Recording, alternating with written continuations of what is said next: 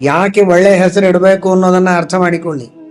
ಮಕ್ಕಳ ಹೆಸರನ್ನ ಕರೆಯುವಾಗ ಅಥವಾ ಪರಸ್ಪರವಾಗಿ ಅಣ್ಣ ತಮ್ಮಂದಿರು ತಮ್ಮನ್ನ ಕರೆದುಕೊಳ್ಳುವಾಗ, ಇಷ್ಟ ಮಿತ್ರರನ್ನು ಕರೆಯುವಾಗ ದೇವರ ಹೆಸರು ಬಾಯಿಯಲ್ಲಿ ಬಂದರೆ ಪಾಪಗಳ ಪರಿಹಾರವಾಗ್ತದೆ.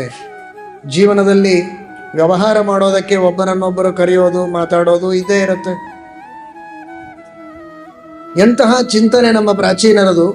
ವ್ಯವಹಾರಕ್ಕಾಗಿ, ಉಣ್ಣುವ ತಿನ್ನುವ ಬದುಕುವ ಕೆಲಸಕ್ಕಾಗಿ ಬಾ ಹೋಗು ಅಂತ ಕರೆಯುವಾಗ ನಾರಾಯಣ ಬಾ, ಕೃಷ್ಣ ಬಾ, ರಾಮ ಹೋಗಪ್ಪ ಕೆಲಸ ಮಾಡಿಕೊಂಡು ಬಾ ಅಂತ ಹೇಳುವಾಗ ರಾಮ, ಕೃಷ್ಣ, ಗೋವಿಂದ, ನಾರಾಯಣ ಅಂತ ಶಬ್ದಗಳು ಮುಖದಿಂದ ಬಂದರೆ ಕೋಟಿ ಕೋಟಿ ಪಾಪಗಳಿಗೆ ಪ್ರಾಯಶ್ಚಿತ್ತ ಕೇವಲ ಆ ಭಗವಂತನ ನಾಮದ ಉಚ್ಚಾರಣೆಯಿಂದ ಆಗತ್ತೆ. ನಮ್ಮ ಕೆಲಸವೂ ಆಯಿತು, ಜೊತೆಗೆ ಪುಣ್ಯವೂ ಬಂತು, ಪಾಪಗಳ ಪರಿಹಾರ ಆಯಿತು.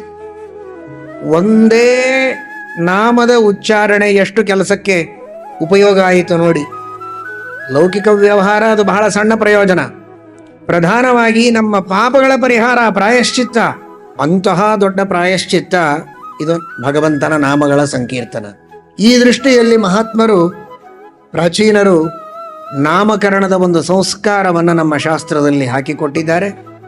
ಶಾಸ್ತ್ರೋಕ್ತವಾದ ದೇವರ ಅಥವಾ ವಾಯುದೇವರ, ಭಗವದ್ಭಕ್ತರ ನಾಮಗಳನ್ನು ಇಟ್ಟರೆ ಆ ಭಗವದ್ಭಕ್ತರು, ಅವರ ಮೂಲಕ ಭಗವಂತನ ಸ್ಮರಣೆಯಾಗಿ ನಮಗೆ ಪಾಪಗಳ ಪರಿಹಾರವಾಗ್ತದೆ ಅನ್ನೋ ಉದ್ದೇಶ.